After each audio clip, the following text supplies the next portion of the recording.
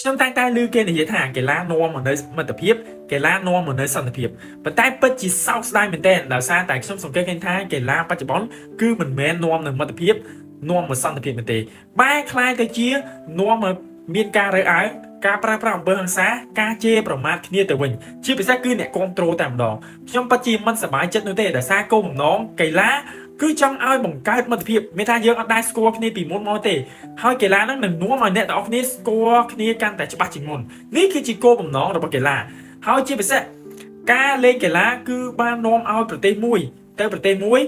សហការគ្នាស្គាល់គ្នាអាចបង្កើតទំនាក់ទំនងឬក៏អាច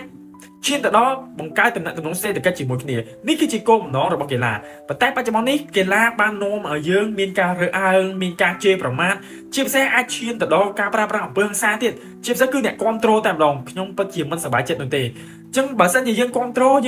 ចោះប៉ុន្តែកុំប្រើប្រាស់អំពើហិង្សាតាមរយៈការជេរប្រមាថការ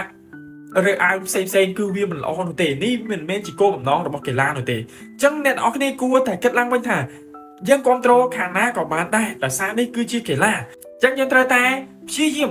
កុំប្រើប្រាស់ការរើសអើងការជេរប្រមាថអាចឈានទៅដល់ការប្រើប្រាស់អំពើហិង្សាឬក៏ការគំរាមកំហែងផ្សេងយើងត្រូវតែកាត់បន្ថយដោយសារតែវាមិនបានផលល្អសម្រាប់យើងនិងដៃគូម្ខាងទៀតនោះទេធ្វើឲ្យយើងខឹងគ្នាទៅវិញនោះទេអញ្ចឹងយើងខាតប្រយោជន៍ទាំងសងខាងចឹងមានថាយើងត្រូវតែ